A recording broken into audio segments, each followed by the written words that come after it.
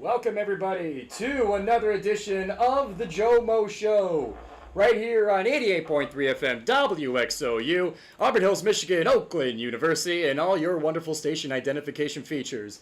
I am your host of the GioMoShow. I am also the sports media director here at WXOU, the one and only Giovanni Mosheri. And the GioMoShow is your home for all Oakland University sports and beyond on 88.3 FM.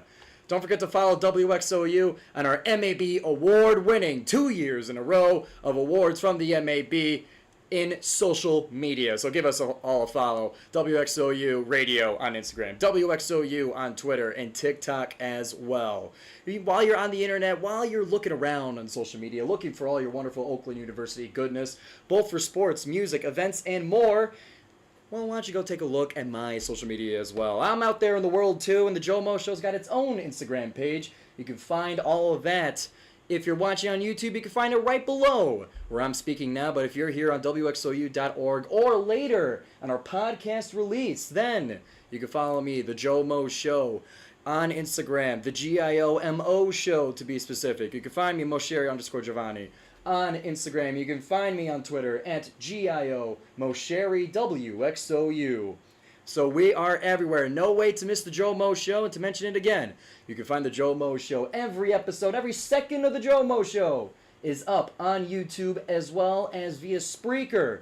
So there's no way to miss the GioMoShow. And one last announcement, be sure to subscribe to WXOU Sports, where we upload all of our broadcasts, all of our highlights and interviews and shows, etc. It's all there on WXOU Sports on YouTube. If you want to hear the Horizon League tournament games, we got all those for you as well.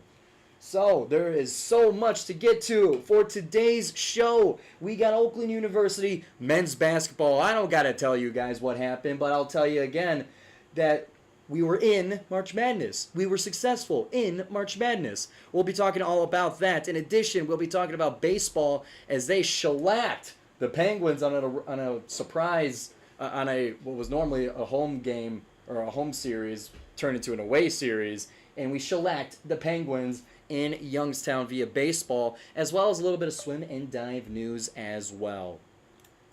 So there's plenty to get to, and there's plenty to talk about. So without further ado, we got one more announcement before we get started. Do you need something fun to do with your friends, besides listening to the GioMoShow? Then escape rooms can be the answer. They're an incredible way to spend time with friends, family, and loved ones. And Escapology is the largest and best escape room franchise in the world, with locations in Mount Clemens. They have escape rooms such as Scooby-Doo, Murder on the Orient Express, The Code, and Under Pressure. www.escapology.com has all the information you need to escape with your friends. Again, that's www.escapology.com. Escapology is located at 82 Macomb Place in Mount Clemens. Escapology, where time is of the essence. So we got plenty to get to, so let's just dive right in. Your Oakland University Golden Grizzlies have just finished up a spectacular, a historic, a absolute thriller of a season, and ended it with the trip in March Madness. Oakland University, the automatic bid from the little-known Horizon League, the 13.5-point underdogs, the 14th seed, upset the Blue Blood, the Kentucky Wildcats, the godfathers of college basketball. We beat them 80-76 in Pittsburgh on prime time to shock the whole world. It was such an incredible game. We'll talk all about it here, all the storylines. You got obviously Jack GOHLKE and his fantastic story now being discovered by the rest of the nation, although we've known it all along. Just about time everyone got caught up with it. We'll talk about that. Trey Townsend had his stellar performance as well. We'll get into all of it, but first I want to play just a little bit of audio for you guys, as I've gotten quite the collection from the past weekend here for you guys to relive it and for you guys to really get back into the spirit. If you were listening to it on the radio, unfortunately not here on WXOU, but if you heard Neil Rule on the radio call, then the final call sounded something like this.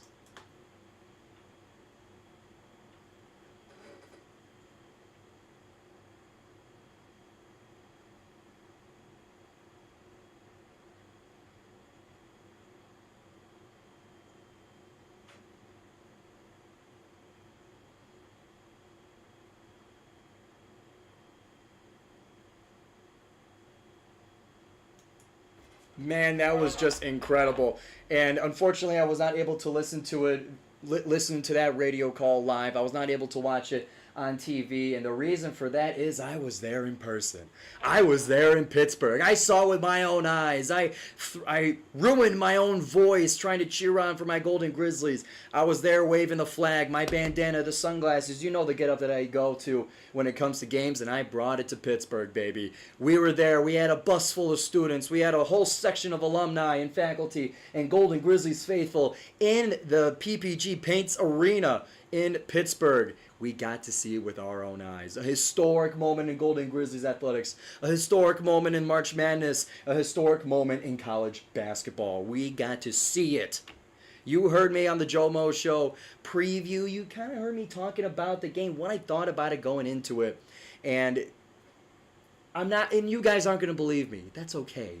It's so easy for people to say, oh, I saw that coming. I knew what was going on. I knew, I had a feeling it was going to happen. But they wouldn't say that if it didn't happen. But with all that being said, with all the caveats, I did have a feeling. And I knew the Golden Grizzlies were going to be able to do it. Nobody believed me when I said it. Everybody was like, it's Kentucky. Come on, you're a 14th seed. Take it easy, Giovanni. Let's relax a little bit. And we know that you love your Golden Grizzlies, but come on, this is the big boys. This is Big Blue Nation. This is the big boys of college basketball. I knew it all along, and you guys just had to learn the hard way. You just had to be taught the hard way, and that's okay because sometimes the best lessons in life are taught via the hard way, and.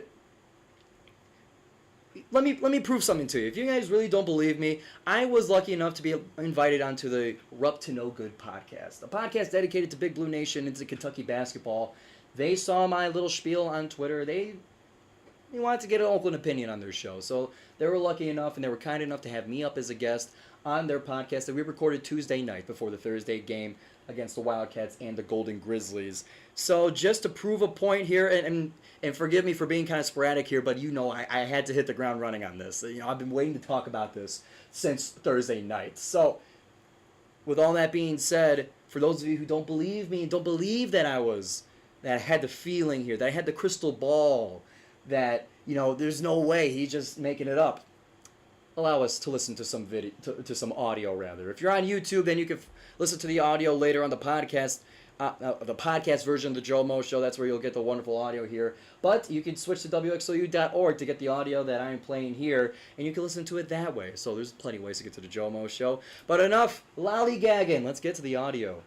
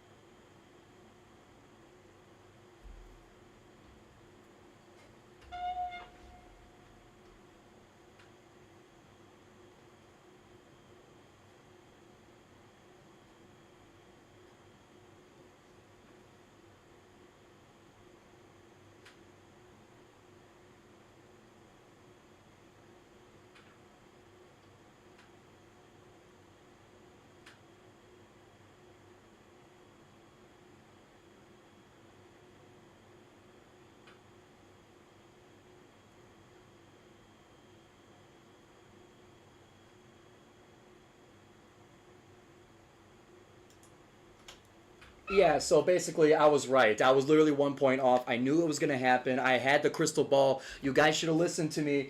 And listen, I can't get any closer besides getting the exact score in MVP. Like, come on, man. I knew it was happening. I knew, and I tried to tell you guys. I tried to tell Big Blue Nation. They had score predictions. So there's four fellas on the podcast, that four hosts of the podcast. They were saying 90 to 65. They were saying 119 to 40. They were like, they had some insane score predictions. Now, in the moment, were they wrong? Probably not.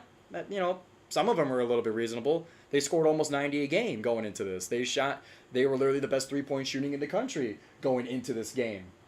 But I knew it had to be a low-scoring game. I knew the Golden Grizzlies defense and the Campy zone were going to have to be the key to the game to slow them down and to get within a reasonable amount of points for Oakland's offense to be able to breathe and open up and to score around that 80-point mark. 80 to 77 was my score prediction. Final score, once again, was 80 to 76.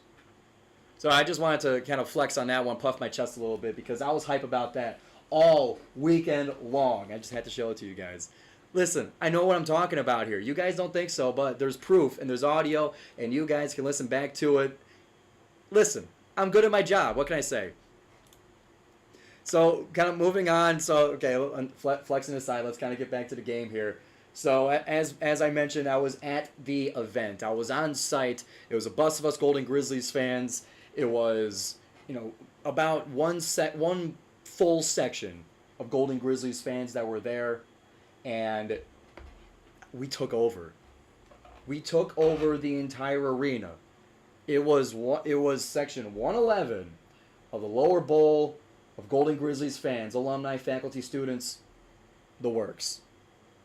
We ended up taking over that stadium by winning over the hearts of the neutral fans there, by making the Big Blue Nation, the fans there, all in their very lukewarm fandom of Kentucky Blue and kind of yada yada.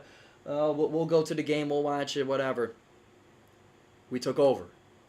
The Golden Grizzlies fans were not silenced throughout the entire game. That energy that we had in that arena was constant.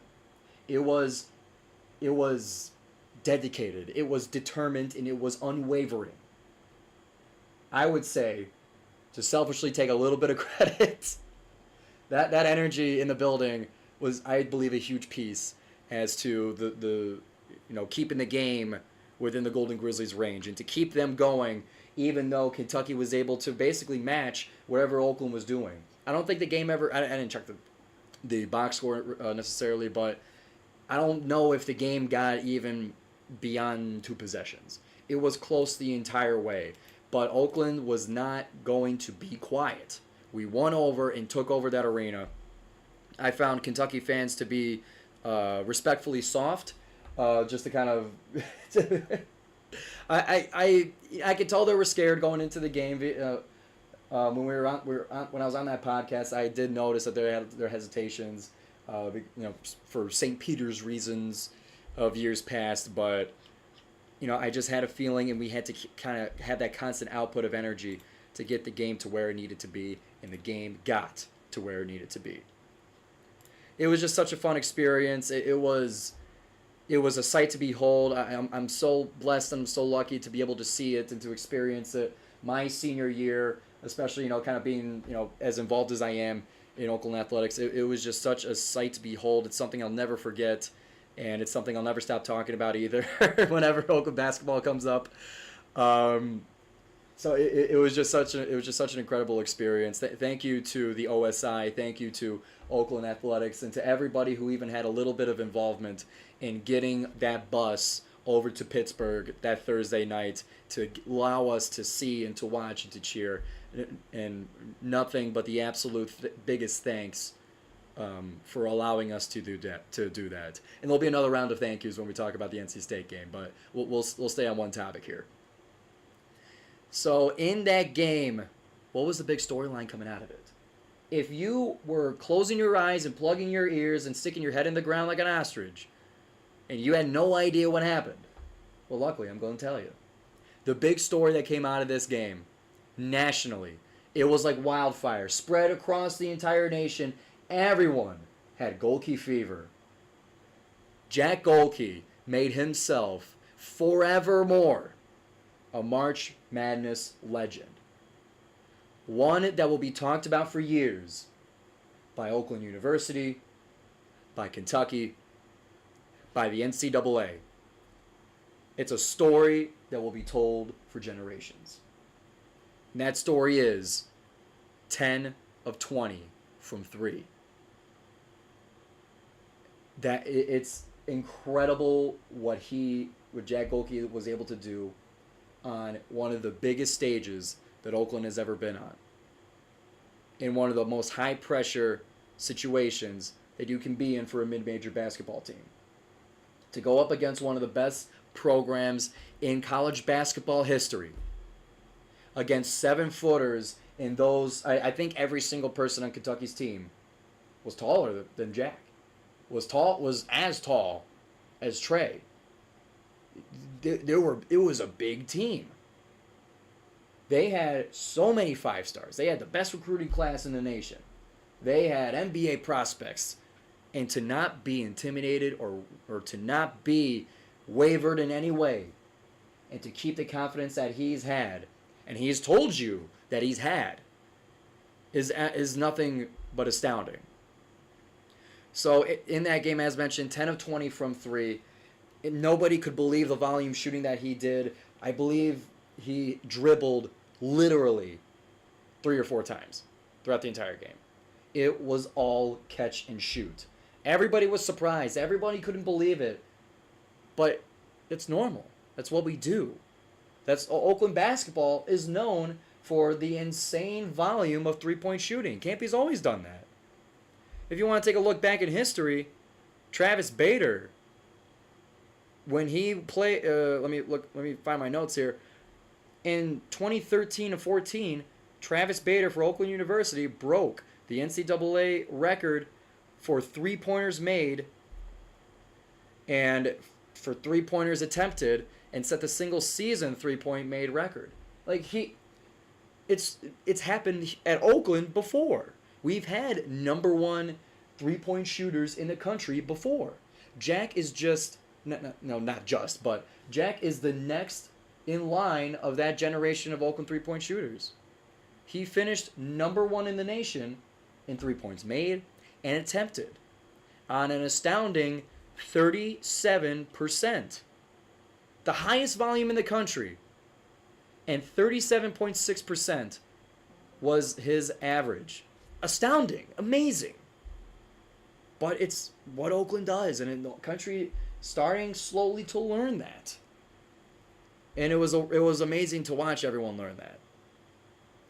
And of course, to make sure that to kind of put to really cement his legacy here, and to make sure that nobody will forget Jack GOHLKE, he had this to say on the TV broadcast, a post-game interview when CBS was talking to both Campy and Jack. Here's what he had to say.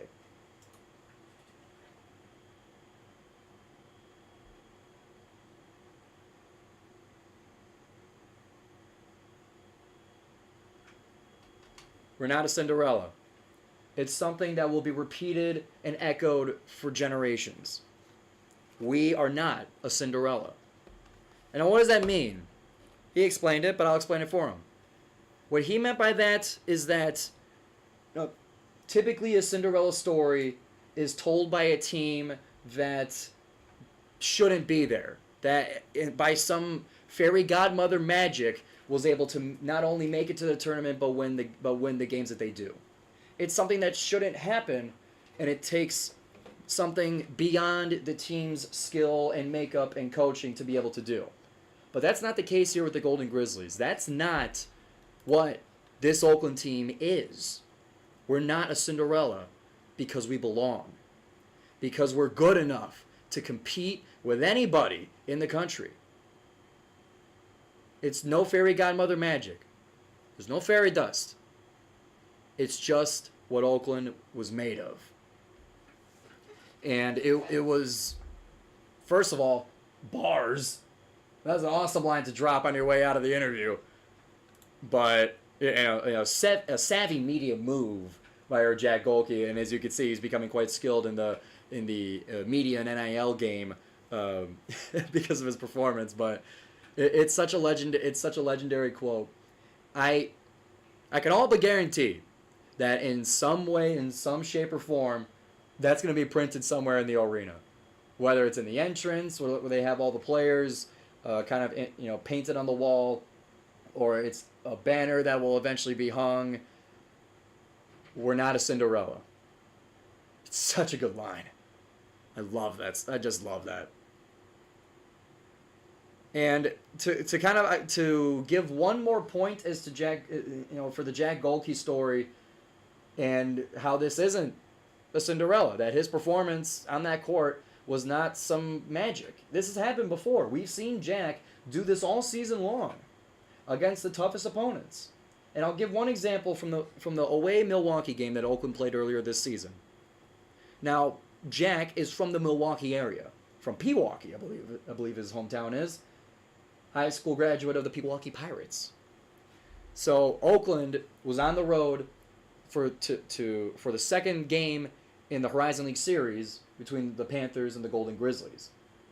At this time, nobody in the Horizon League has won an away game in Wisconsin. Not just Milwaukee. In both Milwaukee and Green Bay. No team has won on the road there. So with that on the line, with all the friends and family in the stands looking and watching for Jack, against a team that they would eventually see in the Horizon League championship game. Okay, this isn't just some pushover team. The Panthers were the runner-up of the Horizon League as a 6th seed. They made it all the way. So against that team at those stakes, when Oakland is scratching and clawing at such a close Horizon League to try and get closer to the number 1 seed, I forgot where they were at the time, but in that game, Jack hit a 3-pointer at the end of the first half with 18 seconds left that got Oakland the lead going into the halftime. He hit another 3-pointer with 36 seconds left in regulation to send the game into overtime. He hit another 3-pointer with another 36 seconds left in overtime to send it into double overtime. He made all 3 of his free throws when he was fouled on another 3-point attempt in double overtime, and then he made another one in double overtime in a game that Oakland would eventually win and become the first team on the road in the Horizon League to win in the state of Wisconsin. That's what Jack does. That game was in February. Let me go back to make sure. Rather, that was January 27th. 91-87 was the final score in double overtime. In a game where Jack led the Golden Grizzlies in scoring with 27 points, making 8 of 18. He went 10 of 20 against Kentucky. He does this. That's what he did this season. That's what he has done all season. So for those just thinking that just this, stone-jawed, cut from marble-faced white dude that could shoot threes just magically decided to do it, that's not the case. That's what he can do and has done. So I just wanted to hammer that point in, that we're not a Cinderella. And that this Oakland team is one of the greatest, if not the, I would say the greatest Golden Grizzlies team in school history. And that's not even the only game they played. Let's get to the North Carolina game. One that was exciting. Let me find the words. It was extremely exciting. We got to go to that game as well, not only bringing one bus, but bringing another one too. Oakland University was back on the road, in terms of fan bus. We went back and forth between Pittsburgh and Rochester to watch our Golden Grizzlies in person in March Madness. And their opponent, determined right after our win against Kentucky, became the NC State Wolfpack. A team that was the 11th seed in the South region. A team that was the 10th seed going into their ACC tournament. Going into that tournament on a 4-game losing streak as well. Since then, NC State has not lost going into that game against Oakland. Led by the ACC tournament MVP, the largest human being you've ever seen. By the way, he is talked about, the one and only DJ Burns. Or as I was yelling in the stands, DJ Buns. But it didn't quite work. the heckling didn't quite work. But I have nothing but respect for NC State, honestly. We'll get to the game. I'm getting ahead of myself here. So Oakland with an opportunity to not only, already winning their first NCAA game, NCAA tournament game in school history, but they had a chance to go to the Sweet 16, and it was not a long shot to think that. It was not a long shot for the Golden Grizzlies to go to Dallas for the Sweet 16. You got the 11th seed. You had Texas Tech and Kentucky out of the way. And Sweet 16 was up for grabs. But in that game, a game that ended up going into overtime, a game where Oakland started off a little bit slow. Started off, you got one-day prep against a very unique team with a very unique player down in the middle. One-day preps are normal in the Horizon League, or at least they have been in the past years. They kind of gave them 2 days prep for this year with the Wednesday to Saturday games instead of Thursday to Saturday. But Oakland, with the one-day prep, took a little bit of time to find their feet, but eventually they would, and they kept the game close. Believe they had the lead in halftime as well. Allow me to verify via the internet. But yeah, Oakland, we were down by 3 going into halftime. Forgive me, 29-32 was the halftime score. Slow defensive start for this game. It wasn't the fireworks show that the Kentucky game was, even though the scores didn't end up being that far apart. But remember, it was overtime. But Oakland did not give up. They stayed in the game. It was not a game where you had only like one half of basketball in the tank before you just peeled it out. Oakland stayed in it the whole time. And it was rough. And it was rough and tough basketball. Because you had DJ Burns just unstoppable, man. An Oakland team that already has had their issues with height, now is being exposed to their issue in weight. Just in terms of roster construction. Burns is like 275. Like, the dude is enormous for a player, or for basketball. But he's so smooth. He's so used to being double and even triple teamed. He throws dimes. It's not just, he doesn't get flustered when he gets multi-teamed. He knows where the open guy is. And he doesn't struggle to get the pass off either. Boom! He fires that thing when he's passing it to the open player. And that's just how the game went. I'm getting flashbacks of this one particular play, one that's been screenshotted and shared all around, where Oakland was triple teaming DJ Burns, and then boom, 3-pointer from the corner in, just like that. And you're sitting back, I'm sitting back, and I'm like, dude, he's fantastic. He's fabulous. I can't help but cheer for him secretly, but he's beating the crap out of my Golden Grizzlies. Like, it was a weird mix of wonder and pain. I can't describe it fully. How the man made me feel in the stands as a spectator. Burns is amazing, and he proved to be that way.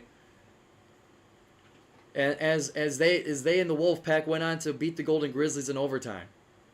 Despite a 30-point double-double for Trae Townsend, his 10th of the season, I think. But just Oakland with such a close chance, with it being so close to getting to the Sweet 16, fall just short to a very deserving team.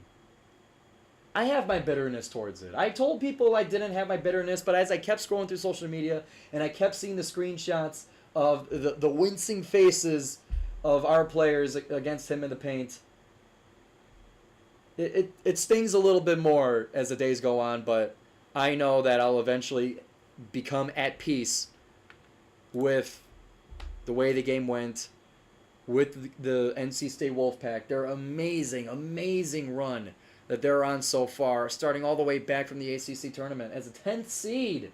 winning the whole thing. They beat North Carolina. They beat the number 1 seed, North Carolina. Or overall, I don't know, but number 1 seed in their region. They beat them to get into the tournament. I can't hate it. I can't hate on it. The NC State Wolfpack have ripped my heart out, but also have won my heart. So they've won the heart that they have taken from me. Is a way that you can mention that. So that spells the end for the Golden Grizzlies men's basketball season. I can live with it. I'll be happy about it because this season is like no other. Oakland's never had a season like this before. In terms of mid-major basketball, in terms of Horizon League basketball, the Golden Grizzlies had a clean sweep. Their ring will be one that is extremely unique in the history of the Horizon League. Regular season champions. Tournament champions. 14-3 upset. Overtime loss in the round of 32. I don't know if they'll say that on the ring, but it is such a unique and special season. And I can't be anything but grateful and happy that I was able to be a part of it. And I imagine that a lot of Golden Grizzlies faithful feel the same way. That this was the greatest Golden Grizzlies team we've ever seen. In Campy's 40th season. In Trey Townsend and Blake Lampman's senior year. To go out like that is amazing. Nothing short, but amazing. So we got a couple more subtopics, a couple other points and angles I wanted to take for this March Madness run. First of all, I mean, we'll do my second. Let's do my second round of thank yous. First of all, thank you very much to President Oleg Peskovitz for buying 100 tickets. For paying for 100 tickets to have us Golden Grizzlies fans go to the NC State, to go to the game against NC State on her bill. Nothing but the absolute biggest thank you to Aura for that. That was something like, was out of the blue. I didn't know that she was going to do that. But she did. She brought 2 buses over to Pittsburgh to give Oakland the closest chance that you can get to the Sweet 16. Huge thank you to her. Thank you to the OSI. Everybody involved in the madness and the blitz for tickets, and the organizing and promoting and all the logistical challenges that goes into 2 bus rides in 2 days to Pittsburgh. Or in 3 days to Pittsburgh. Nothing but the biggest thank you for that. Thank you to the Golden Grizzlies fans that have, one, allowed me to be, kind of in the Oakland media space and following me in that sense. A thank you to that, but a thank you to all those fans that have stayed with the team for years before this, and especially this year. You guys, you in the crowd, in the arena, fans and students and everybody that was involved in this season in cheering on the Golden Grizzlies and promoting them, and nothing but the biggest thank you to you guys. This season was one that was shared by everybody. This one is the praise and the thank you and the credit goes all around. So thank you to everyone supporting the Golden Grizzlies. And this, like I mentioned, this is just nothing but a historic season that I've been lucky enough to see and be involved in and call the games of for my senior year. That's special, man. So getting into some of our other angles that I wanted to get into this. We will talk about baseball eventually. We'll talk a little bit about swim and dive as well. But obviously the bulk of the show is going to be the Golden Grizzlies in the tournament. And I do want to also give a heads up. Next week, the GioMoShow will have a full season recap with me and special guest Drew Allison, who's been on my side for color commentary on WXOU for, I think, like 5 or 6 games that we have called together for you guys right here on WXOU. We're going to be, next week, breaking down the season. Drew and his wonderful basketball mind will be kind of giving us the deets, giving us the input, and giving us the nuts and bolts of what this season was like, good and bad. So stay tuned for that for next week. That will be in addition to the live show next Monday. So stay tuned for that. But something that was starting to bug me a little bit. So to kind of give some context, like I mentioned before, in the game against Kentucky, we were seated in the lower bowl in section like 111. So like we were like close enough to the court. But for the second game, and this is no disrespect to anybody that was involved in getting us there, but it was just the way it was. I understand, but why is it? I know why, but because money. Why is there not a dedicated student section for both the schools that are in the turn, for both the schools playing? Isn't part of the beauty of college basketball the passionate fan base of the students and the student sections? Isn't that part of the brand of college sports? Why do they not have a dedicated student section right up against the court for what is the biggest games of the season? For what are the big, like, for the entire country? Why is it that students have to be in the same mix, in the same pool of people that of the general public? This, especially for mid-major basketball, like for Oakland, where there's only one bid for the Horizon League, why is it that we can't be with the team that we've been following the entire way through? Why can't we bring a little bit of our atmosphere to the court and kind of do, you could say, do battle verbally and energy-wise with the opposing student section? I say that because the Horizon League tournament had that. When we were in Indianapolis for the championship game, there was a student section. We were seated right next to the band. We were seated right next to the dance team like it was in the arena. Milwaukee had the same thing. Why is it that the NCAA tournament doesn't have dedicated student sections like that? That's part of the brand of college basketball. Have us near the court. Well, I don't understand the issue with that. I mean, financially, like what? I mean, maybe the university could pay for it. I mean, you can make the students pay for it, which stinks. But like, just why is there not reserved seats for students?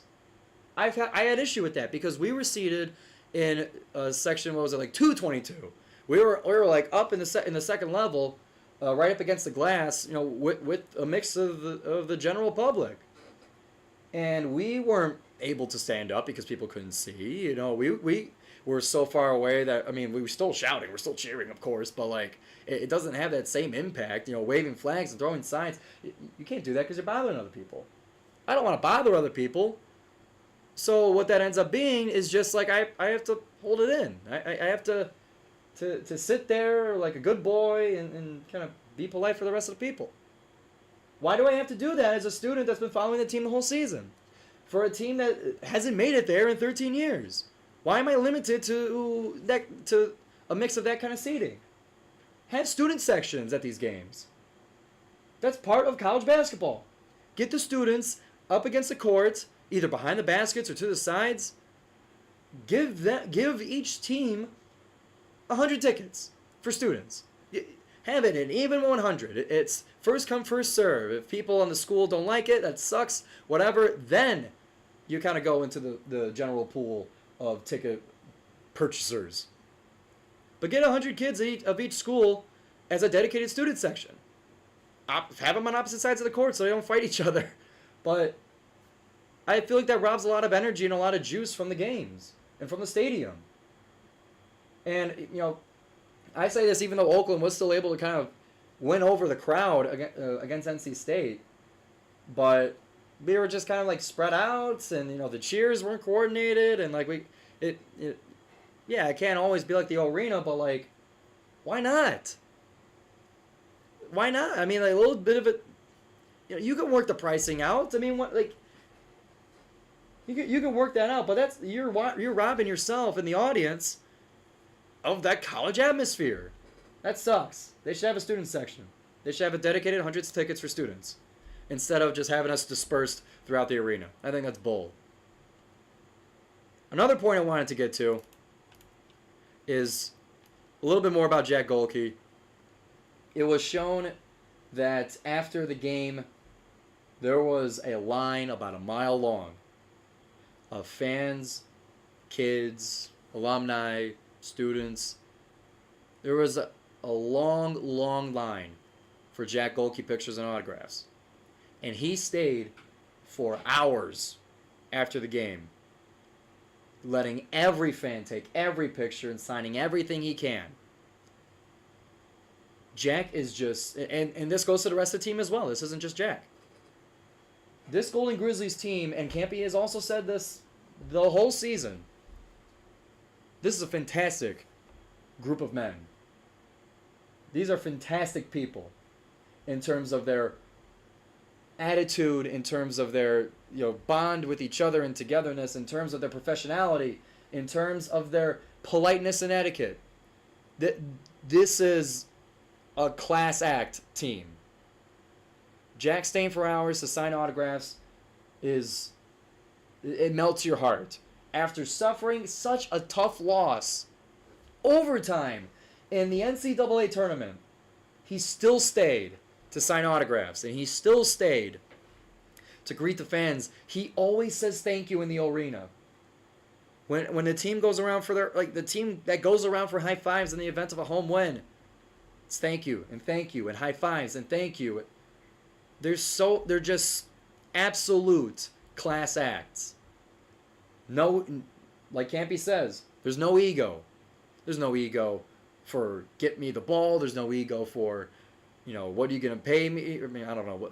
I shouldn't extend it to that, and there's no ego to the fans. They don't big shot anybody. They don't big time anybody.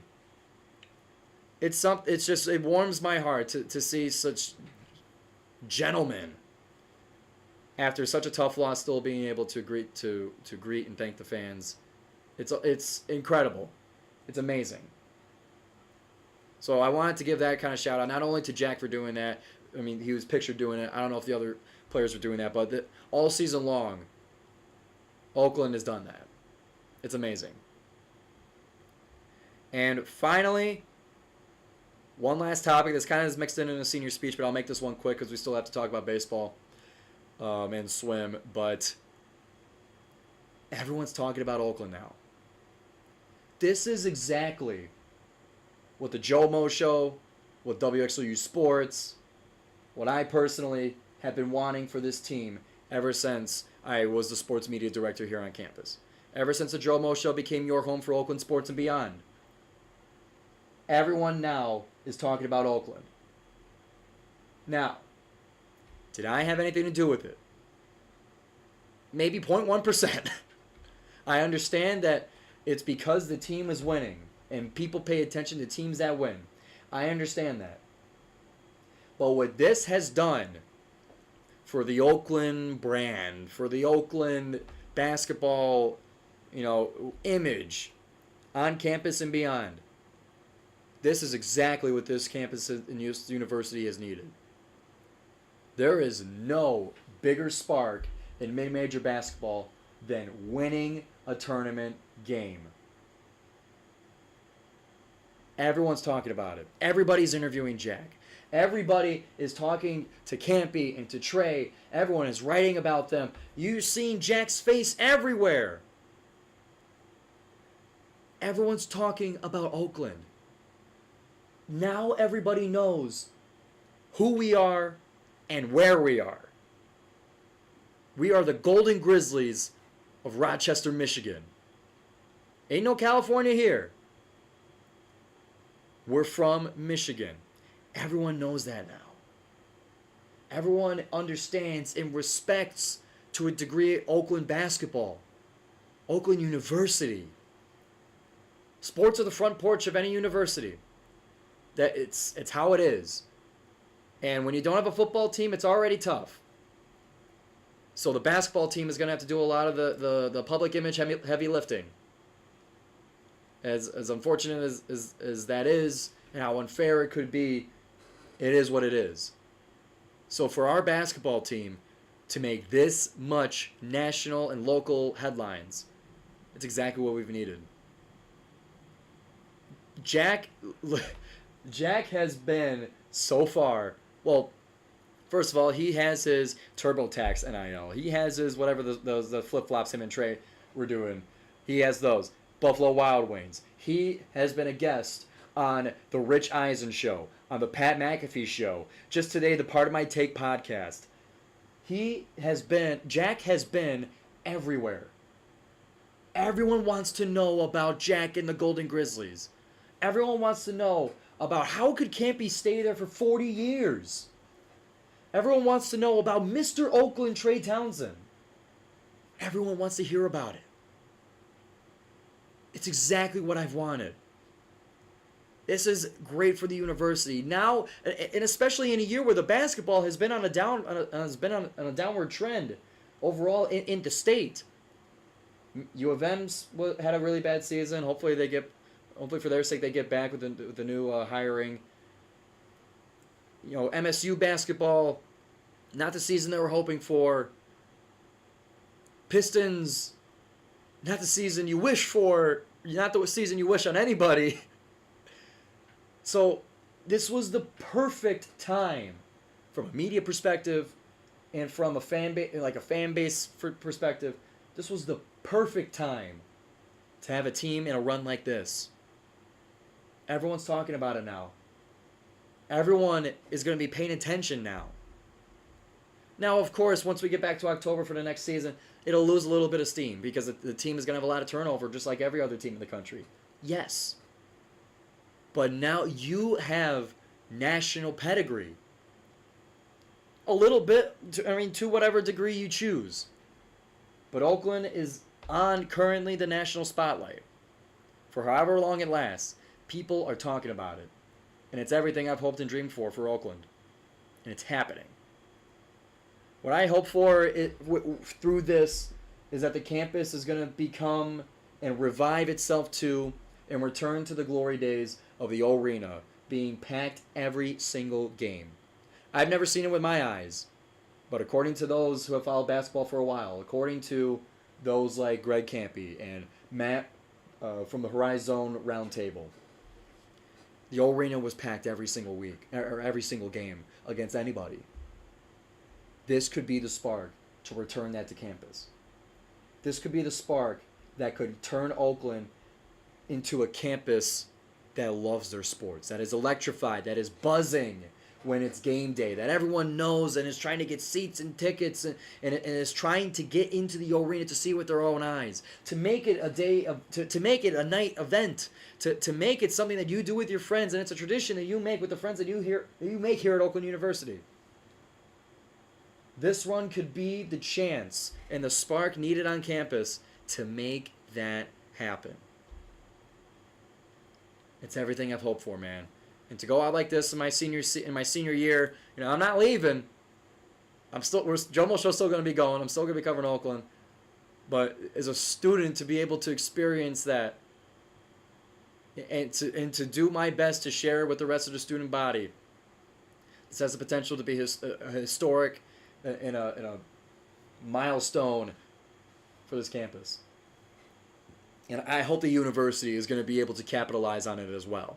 I hope that the money earned through this run is going to be put to good use to promoting the Oakland brand to students and otherwise, to more events, more like game day events and tailgates, and making the big event of the games. I hope that the university is going to be able to put that to good use.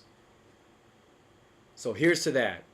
And again, next week we'll have a full breakdown of this season with me and Drew Allison as a separate piece, as a bonus edition for the GioMoShow. So stay tuned for that. Whew.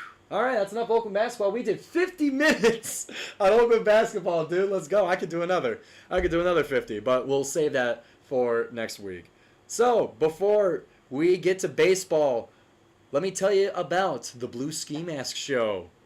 Oakland Post sports editor Brock Hillig and sports reporter Kirk Szymanski will take you on an exhilarating ride through the world of the Detroit Lions and the Detroit Pistons. Get ready for in-depth analysis, player spotlights, game reviews, and expert insights all centered around the NFL and NBA action in the Motor City. The Blue Ski Mask Show, Tuesdays from 4 to 5, right here on WXOU. We're going to take a short break here to get our PSA boxes checked, and we'll get right into baseball and swim and dive to close out this edition of the Joe Mo Show. We'll be right back.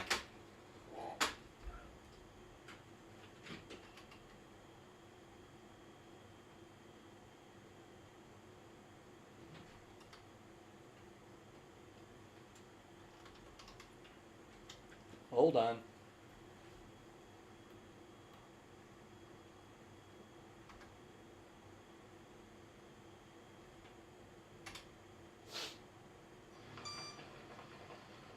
Sir, do you know when my car will be fixed? Kid, this car's total.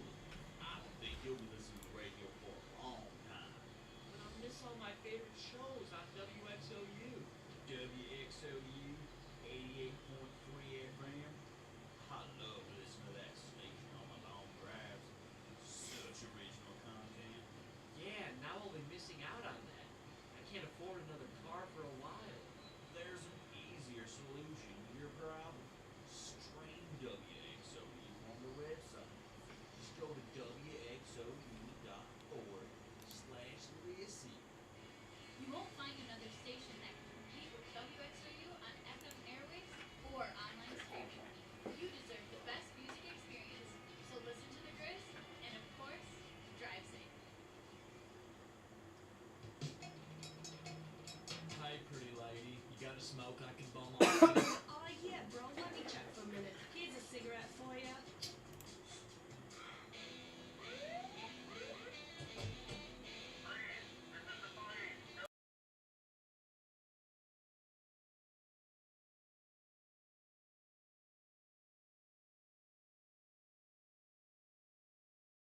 I hope the music in those ads didn't bother YouTube at all.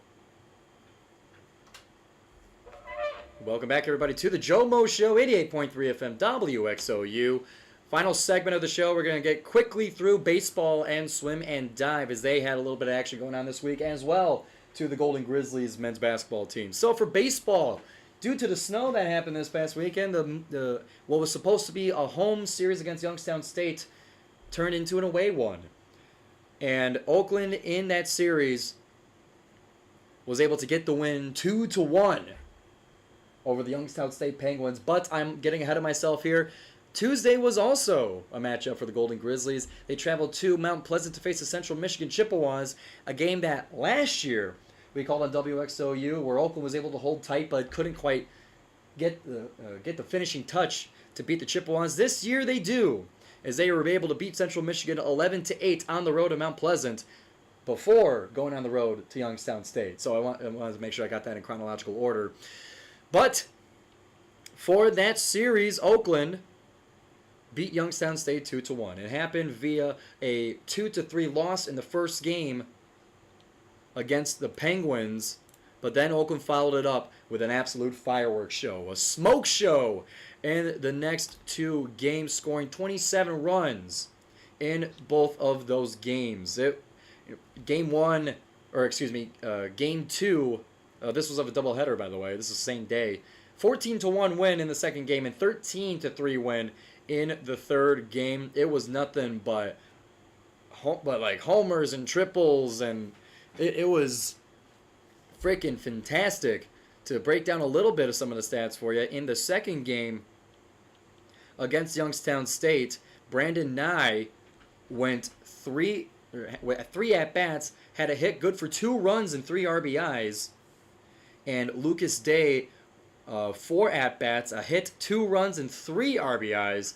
And then Sam Griffith, 3 at-bats, a hit, a run, and 3 RBIs. I mean, it was, listen, you can go look up the stats yourself, but I mean, 14 points is plenty to go around. And to get to the third game here, and I understand we're going a little bit quick here. For the third game, that was the series winner, 13-3 over the Penguins. Getting to the stats here, Lucas Day, 5 at-bats, 2 hits, 2 runs, and an RBI. John Lowinger, 4 at-bats, 3 hits, 4 runs, 3 RBIs. To get to some of the highlights, Brandon Heidel, 2 at-bats, a run, a hit, and an RBI as well. It was a shame I wasn't able to see it with my own eyes, but man, we gave Youngstown State the business on the baseball diamond there. So great win by the Golden Grizzlies baseball team. They will be continuing action on Wednesday as they travel to East Lansing to face the Michigan State Spartans before going on the road Thursday, Friday, and Saturday to face the Wright State Raiders. Now, I don't know how long the streak is, but the team that has beaten Oakland in the Horizon League Championship the past 2 years in a row, they now get another crack at it going to their place, to Dayton, Ohio, Thursday, Friday, and Saturday to continue their Horizon League run.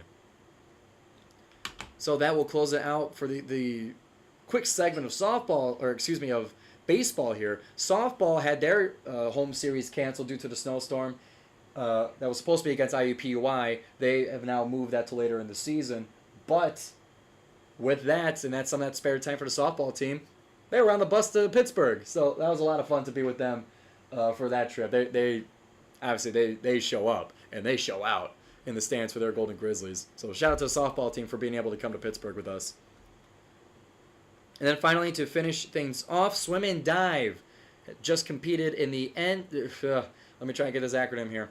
The CSCAA National Invitational Championships, where the men finished 4th overall and the women finished 16th overall. For the men, a few top 3 finishes that we got here. Jack Wick, 3rd in both the 100 IM and the 200 IM. Christian Bart was 1st place champion of the 100 breaststroke and 3rd place in the 50 breaststroke. And Jonas Cantrell, 3rd place in the 200 free and the 1000 free, and champion of the 500 free. Distance events are not fun, man. So shout out to Jonas for getting it in the distance events. But if you know anything about swimming, then yes, some events might be seen as more difficult than others, but none of them are easy. So congratulations to Swim and Dive for those placings as well. And for one last shout out for the Swim and Dive team, Ian Allen. You guys know him as the head shaving, tattooing, armpit waxing madman in the student section. He is not a bad swimmer on his own. He qualified for Olympic trials in the 200 IM, an event that some would consider the equivalent of the decathlon. The ultimate test for a swimmer to be top-notch in all 4 strokes in the same event, the 200 IM. Ian Allen will be competing in the Olympic trials in that event. It's one that I swam in as well, so I hold it in higher regard for that. But a huge, huge, huge congratulations to Ian Allen for making the Olympic trials cut, which is, for those who know swimming at all, it is just about the one of the highest marks for a swimmer. To be in the conversation of the Olympics is something that every kid in the pool dreams of from the time they enter it for the first time, when they're like, probably for those guys, probably like 3 years old, for Ian probably even earlier. But it's something that swimmers dream of for their entire career. So huge, huge, huge, once again, congratulations for Ian Allen for qualifying in the 200 IM. And that will bring us to 1 o'clock here. That will close out the GioMoShow. We talked all about men's basketball and their March Madness run and how it sadly came to an end to the hands of NC State. We talked about baseball, and they won against Central Michigan and at Youngstown State. And we talked about swim and dive at the CSCAA NIT. For those of you who have missed the GioMoShow, don't worry. You can go to YouTube. You can subscribe. 5-star review the podcast. Everywhere you can find it. There's no way to miss the GioMoShow. Be sure to subscribe, like, and share. Tell your friends that the GioMoShow is here to stay. We'll be back here next week, Mondays at noon, right here on WXOU. Giovanni Mosheri, out.